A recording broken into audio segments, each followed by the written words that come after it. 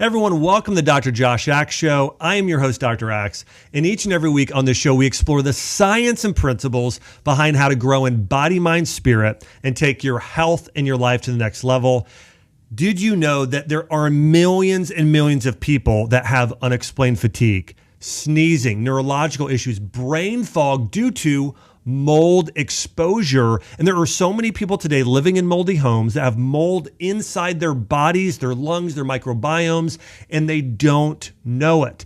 And most doctors, when I say most, I'm talking about 99% of doctors, don't know how to treat mold effectively. I've had so many people I've known, personal friends of mine, even well-known individuals like Michaela Peterson, a friend of mine that's a doctor of functional medicine, Peter Osborne, Dr. Greg Lohman. I mean, these are really well-known, some of them famous doctors, individuals who have been impacted by mold toxicity.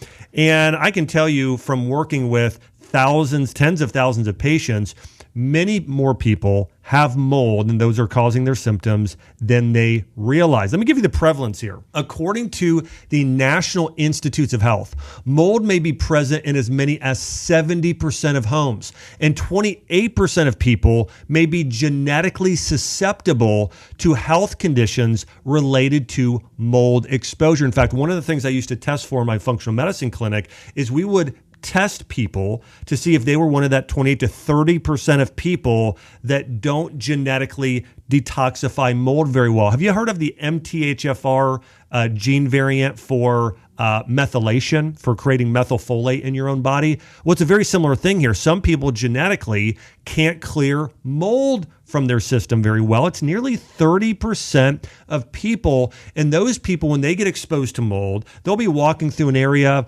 and their sinuses could get stuffy. They could get brain fog. They could get fatigue, hormones off, achy joints. They just start feeling terrible. And they don't know why. And sometimes they get misdiagnosed with chronic fatigue syndrome. Sometimes it's a neurological issue, even MS. I had a patient come in years ago who was diagnosed with MS. It was so bad she eventually was put in a wheelchair. After doing some testing myself, I discovered that she had mold. Well, we ended up doing a whole mold detoxification diet plan, supplements, and everything.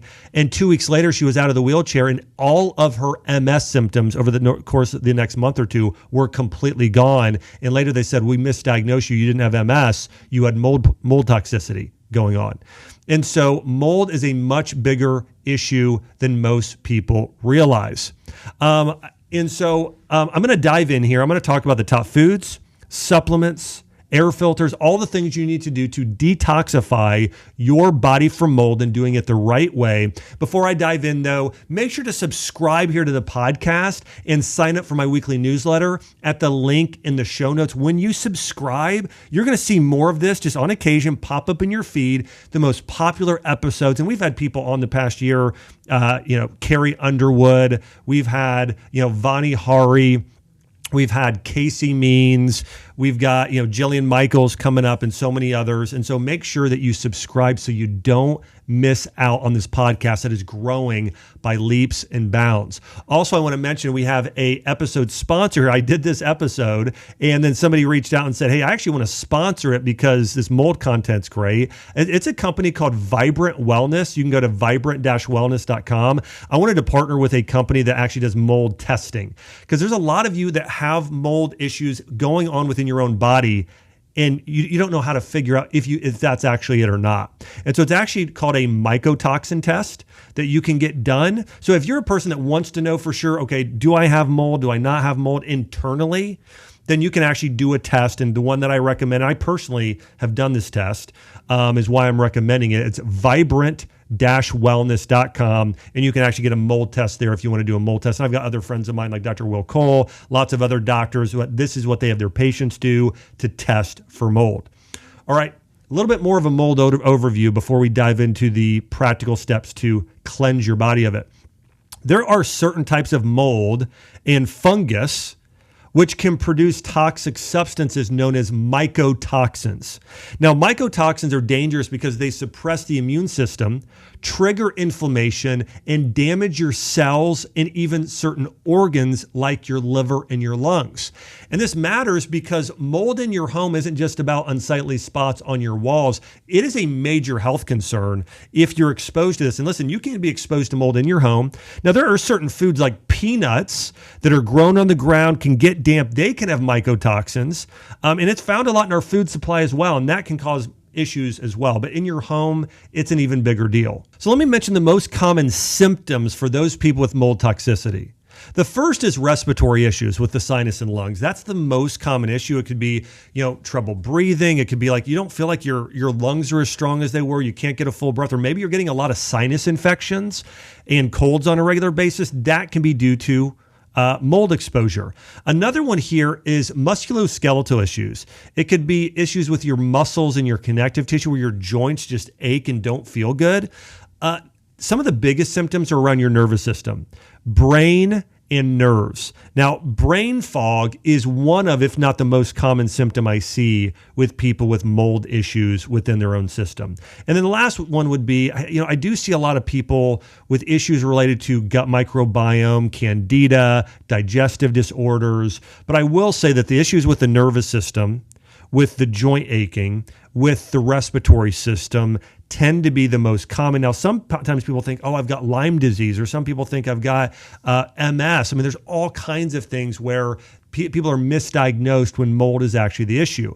And the other big thing about these mycotoxins from mold is they impair the body's immune response by damaging the cells that form protective barriers in organs, disrupting normal immune function, and basically leading to systemic inflammation throughout your entire body. When you have inflammation throughout your entire body, that's when your joints can ache and you can have neurological issues like brain fog. Again, here are some more symptoms. Fatigue is very common. Especially you wake up in the morning and you still feel exhausted, even after feeling like you slept okay. Allergic reactions, breathing difficulties, persistent cough, wheezing, headaches, aches and pains in your joints, mental health and cognitive changes. Again, this is part of it too. People can feel sort of depressed or discombobulated. Digestive issues like irritable bowel disease and bloating is a big one. Mold can also exacerbate conditions like allergies, asthma, chronic inflammatory diseases, and autoimmune disease can also be affected and connected there. And as I mentioned, symptoms are often general and vague, and they're confused with other health issues. According to, again, a friend of mine, Dr. Osborne, some develop neurological issues that could even be mistaken for multiple sclerosis, as I mentioned, that past patient, Cheryl, that I had many years ago. Now, people with poor immune function are most susceptible to mold toxicity. So I found this again. Two big things. If somebody has the gene variation, okay, those genetic issues where they don't cleanse mold properly, those people tend to have mold issues. And the other group of people are people with already weakened immune systems. As I mentioned earlier, there's a well-known influencer, and her dad is Jordan Peterson. She's really an amazing health expert. She founded something called the Lion's Diet, but she's shared on her podcast, she has dealt with mold issues. And you could follow her, Michaela Peterson, on YouTube and on Instagram. But she was diagnosed with chronic fatigue, severe joint pain, depression, skin rashes, autoimmune issues, and she didn't know the cause. And so she started following a strict diet known as the Lion Diet, which basically was beef, lamb, and bison and salt and water, okay, which she credits to significantly improving her symptoms. And my friend as well, Dr. Osborne, he had mold, and he found a carnivore diet or a lion diet was the only thing that really helped his symptoms. Now, here's the reason why. When you've got mold internally, it's very similar to a condition like SIBO, small intestinal bacterial overgrowth. What happens is if your body gets any sort of carbohydrate, especially anything that it can feed off of, what starts to happen is the mold and the mycotoxins feed off of it. And so you have yeast overgrowth, or you have fungal overgrowth, mold overgrowth in your body, so you feel even worse. Now, when you eat meat only, there's nothing for the mycotoxins and the mold to feed off of. Now, even fat sometimes isn't as good, because what happens with fatty acids is they create more dampness in the body, which then creates more mucus and fungus buildup. And so really eating lean beef and bison and lamb or venison, those sort of meats with just salt and water, is the only diet, if you're doing carnivore, where these mold and mycotoxins have nothing to feed off of. Now, let me say this. I don't think following a lion diet or a carnivore diet for your entire life for 50 or 100 years is ideal for most people. Okay. I think there's a small 1% of the population where for a few years as they're healing, the lion diet can be good. Now, even Paul Saladino, who was one of the pioneers of the carnivore diet, he switched from going carnivore only to now he consumes honey and fruit and raw milk. Okay, so he's added in especially fruit. And part of the reason you want to do that is, and not only do carnivore over time, is that it can imbalance your electrolyte levels, especially being too low in potassium and certain other nutrients, and it's going to cause your body to become too acidic over time, which usually is not an issue, but with this extreme of a diet, it can be. But I do think the lion diet or a carnivore diet for a short period of time, 3 months or so, while you're doing a detox and healing from mold, is appropriate for a lot of people. So again, it is a diet I recommend in certain cases for certain individuals following this lion diet. If there are things, if you need to starve some of these microbes and mycotoxins within your own body. And one of the things that I know Michaela and Dr. Peter Osborne and many of the other people I know have experienced, when they were able to do a carnivore-based diet and then get the mold out of their house, reduce their exposure, and do some natural treatments that allowed them to finally kill off the mold in their body. And also when they were able to strengthen up their own immune system, they were able to add other foods back in, and all of their symptoms started to clear up over time. But just know, again, mold exposure is something that, again, think about this. 70% of people have mold in their home. 30% of people nearly do not detoxify that mold well. So you've got to do really something very specific in order to heal, which we're going to get into. I want to dive into a study here. This is a study published in the Journal of Clinical Therapeutics, and it found that 80% of patients exposed to mold displayed abnormalities in their T cells and their B cells. So these are their natural immune cells and natural killer cells. Symptoms included respiratory issues in 64% of the patients, neurological dysfunction like memory issues, judgment issues, brain fog in 70%. Again, that's the number one thing. Brain fog, memory issues in 70% of patients, and gastrointestinal issues in about 24% of patients. But again, you can see here, it's lung issues, it's breathing, could lead to fatigue, and the brain fog, the memory thing in 70% of people. Almost all patients tested showed abnormal autonomic nervous system responses. And here's the reality that you need to know is that both in your body and in your home, mold likes a very specific environment. Now, we've had a lot of flooding over the past few years. Think about the hurricanes that have come through in the past year or two in places like Florida, Georgia, North Carolina. In the past, I know it was Tennessee, there's Louisiana. When you have those things happen and you get flooding in your home, well, people tend to have a lot more mold overgrowth because there's more moisture. In those states like Florida, there's more mold issues because there's more moisture there versus you're going to have less if you're in, North Dakota and areas out west where it's dry. Not to say it can't happen there, because I've seen plenty of mold issues out west as well, but it's just definitely more prevalent in the south.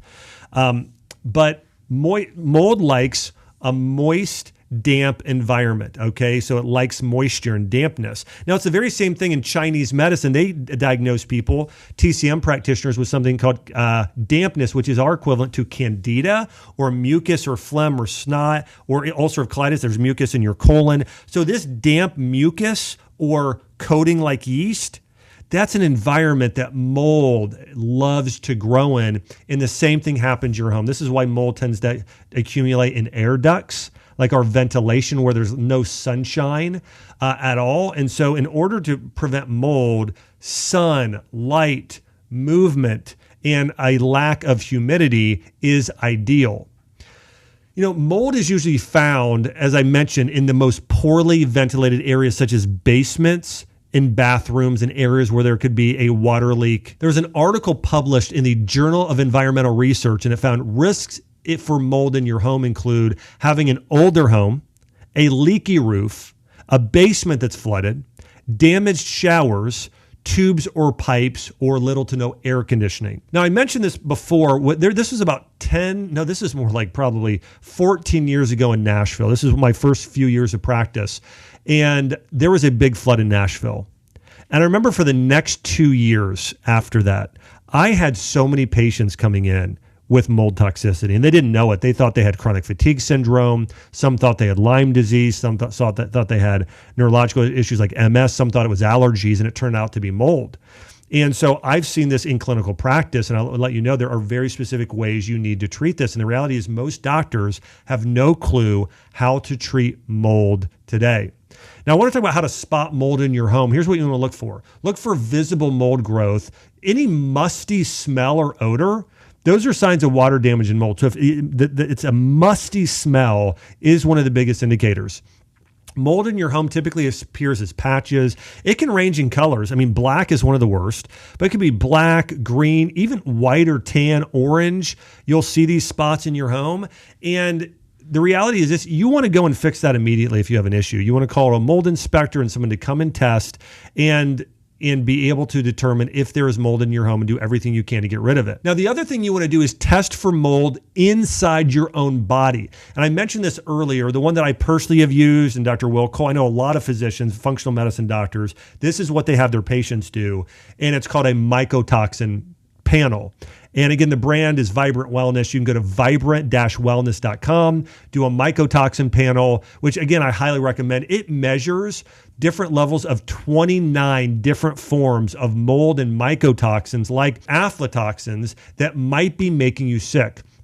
And this test is done at home using a urine sample. So it's super easy. I just did this a few weeks ago and sent it in, and you get it back in a couple weeks, and it tells you what bacteria or what specifically mold or fungus you have in your body. So then you can determine a treatment plan to undergo. Also, I know we've got a lot of medical doctors and chiropractors and osteopaths and naturopaths and acupuncturists. There's a lot of functional medicine and integrative medical providers that listen to the podcast and show. I know because, a lot of you guys are sending me messages and commenting. And I want to mention, you can also get an account if you're a physician and you know that you might have patients with mold toxicity. You can go and open a provider account and be connected with, or you can become a provider if you're a doctor, or you can be connected with a provider who can order your test for you if you'd like. But again, go to vibrant-wellness.com in order to do that. Let's start talking about how to truly heal your body from mold.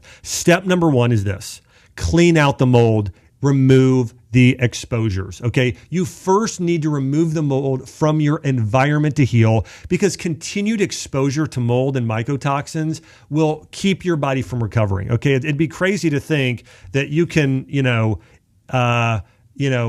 detoxify mold while living in a moldy home. It's just not going to work. So the first thing you need to do is get the mold out of your environment or remove yourself from that environment. I mean, by the way, this goes back so far, mold toxicity causing issues in health people in their homes, goes all the way back to Leviticus 14:33 through 45. So did you know that mold is referenced in the Bible? And here's what it says. The Lord said to Moses and Aaron, when you enter the land of Canaan, which I am giving you as your possession, and I put a spreading mold in a house in that land, the owner of the house must go and tell the priest, I have something that looks like a defiling mold in my home.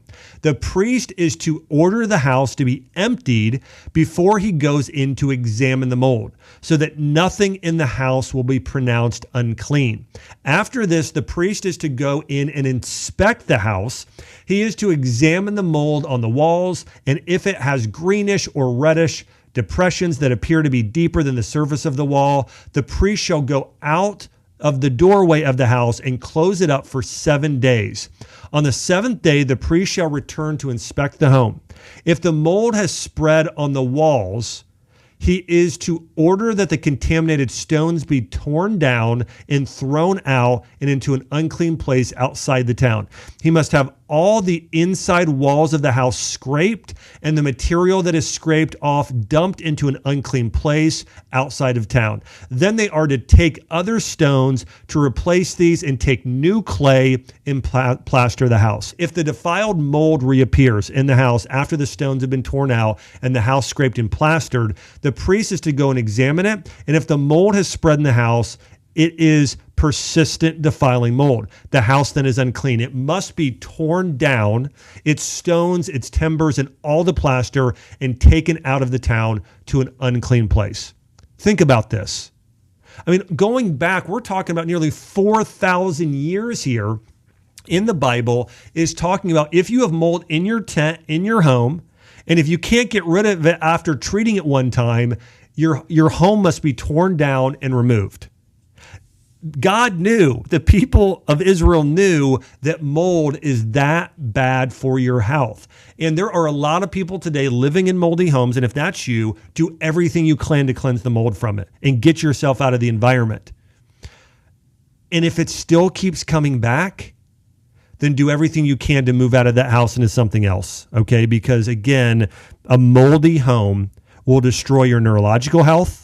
It'll destroy your respiratory health, your immune health, your gut health. It can destroy your life and the life of your family. And you want to do everything you can to remove the mold from your home. So here's how to clean out mold. Number one, determine if you need a professional help. If the mold area is less than 10 square feet, the EPA says you can tackle it yourself. Find first the source. Find and fix the source of moisture that has allowed the mold to grow in the first place. This is getting the root cause, such as leaks in pipes, roofs, and walls. Wear protective gear like gloves and goggles and an N95 mask to avoid inhaling the spores and touching the mold with your bare skin. Now listen, I'm the sort of person that this is so serious. Even if it's a 1 square foot, I'm probably going to call a professional and have them try and tackle it because I want a professional doing that sort of work. Clean mold with a mixture of detergent and water. Use a mold-specific cleaner. Avoid using bleach on the porous surfaces because actually bleach can't effectively kill mold that's beneath the surface. Now, a few other natural things that we've used in our home for preventing mold, like in our showers,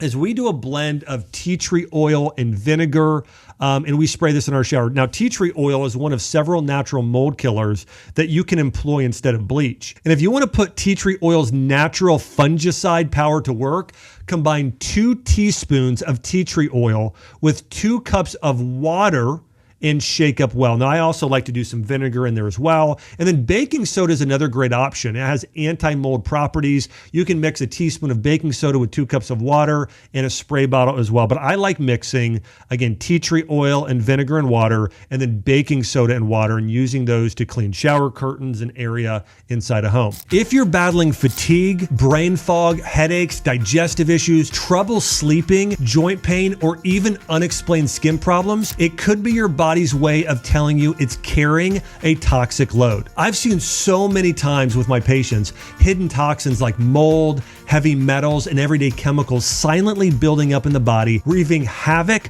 on their energy, digestion, hormones, and even brain health. Here's the good news. You don't have to guess what's causing these symptoms anymore. The Total Tox Burden Test from Vibrant Wellness gives you real answers so that you can find a practitioner that can help you create a personalized detox plan that works for you. This at-home test measures 87 key toxins, including 29 mold toxins, 20 heavy metals like mercury and lead, and 38 environmental chemicals found in everyday products. Plus, you can add PFA chemicals to evaluate forever chemicals. What I love about this test is that you can take it from the comfort of your own home, no lab draw required, no waiting in line, and results are processed in just 7 days. It's never been easier to uncover your body's toxic burden and create a personalized detox plan with your practitioner. Take control of your health today. Visit vibrant-wellness.com to learn more and start your journey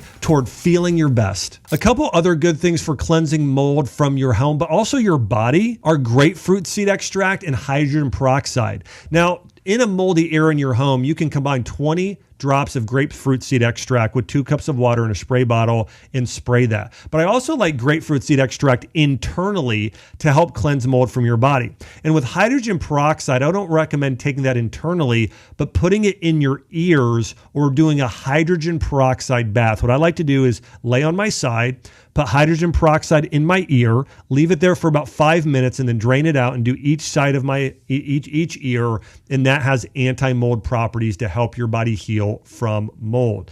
Another thing you want to do is get an air filter, okay? A good quality air filter can trap mold spores circulating in the air and prevent them from settling and growing on surfaces in your area. There are brands I like IntelliPure, Air Doctor, and Jasper. I mean, Jasper is one of my favorites. That's spelled JASPR, Jasper. And these filters are designed to effectively get rid of these airborne particles. And Jasper not only filters, but it also monitors the number of particles in your home, giving you real-time feedback. So if you want to get a really amazing air filter for cleansing mold, get a Jasper air filter. Chelsea and I have 2 of them in our home right now, one upstairs, one downstairs, that's constantly cleansing our home. And again, that's JASPR, Jasper air filter. This is also good for seasonal allergies. It's just good for cleansing air in your home on a regular basis. A few other things that can help is you want to discard anything that is infected by mold in the material, as the Bible talked about. Just get rid of it. Wet blankets, wet carpeting, wet pillows, especially if you had flooding. You want to dehumidify and ventilate areas, having fans blowing, dehumidifiers going on a regular basis. And you want to aim to keep your indoor air humidity low, between 30 to 50%, and consider getting an HVAC in your home to purify the air and allow in fresh air and sunlight, especially if it's low humidity and a breezy, day where it's not 20 degrees out, as long as it's 50 degrees or more. Open up your home and allow that fresh air to come in. Now, as I mentioned earlier, mold growing within your own body in Chinese medicine is related to a condition called dampness. And your body can be too dry internally or too damp. It can be too hot or too cold. But dampness, what we'll start to see is typically there's a white coating on someone's tongue, or there's mucus in their nose or respiratory system or digestive system. And the coating on the tongue, especially if it's thick, if there's feelings of heaviness, maybe there's even some bloating, a sluggish metabolism, these are all warning signs of dampness according to Chinese medicine. And there are certain foods that help combat dampness and remove mold from the body. Now, in ancient Asian medicine and Western medicine, the foods that are most helpful tend to be white foods like radishes. Okay, radishes are very, very effective at cleansing mold from the system. Bitter foods are very good for this, and green leafies like steamed kale and spinach are also good. You want to boost something called lung qi in Chinese medicine, but radishes are very good. Apples are very good. Mushrooms are very good for this. But again, I would say, radishes, miso, like white miso, chickpeas, a lot of the white foods, organic meat is going to be very good as well. But I would do meat and a lot of vegetables, and then rice to cleanse mold. Antioxidant foods can also be good. Things like berries.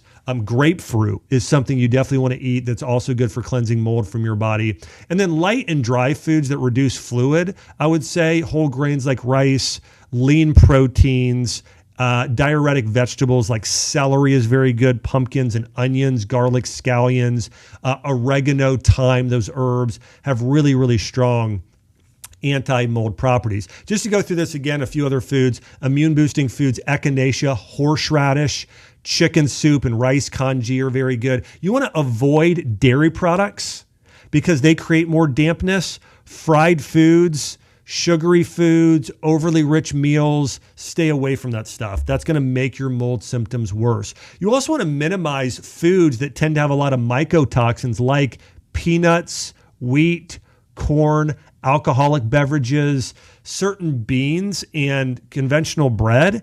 And you want to do herbs like astragalus, ginseng. We mentioned echinacea earlier because those are going to help cleanse the lungs. Andrographis is another good one for that. And then supplement-wise, I really like probiotics. You want to take a food-based probiotics that has things like lactobacillus and bifidobacterium.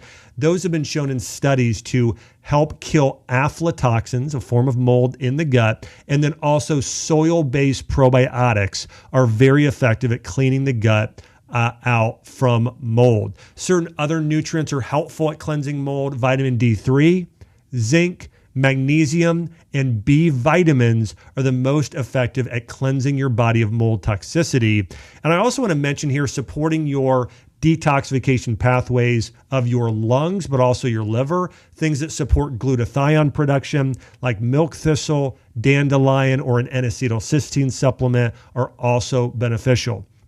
Now, if you're one of the 30% of people that don't detoxify mold very well, you may also, for about a 2-week period of time, might want to do what we call a binder when you're doing a mold detox.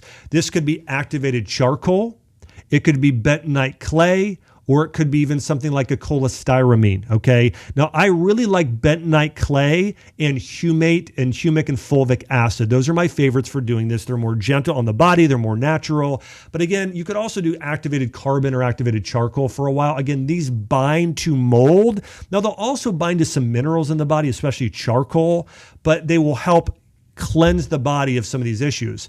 Now, I want to mention here cholestyramine. This is a bile acid that's sequestrant used primarily to lower cholesterol, but it also binds to a variety of toxins, including mycotoxins that impact the GI tract. It prevents the reabsorption of these compounds from the intestines. The typical dosage of cholestyramine is around 4 grams 3 times per day, while also following a really clean diet we talked about, whether it be a lion diet, carnivore diet, or that TCM diet, which is what I typically prescribe, like what I just shared, which is mostly meat.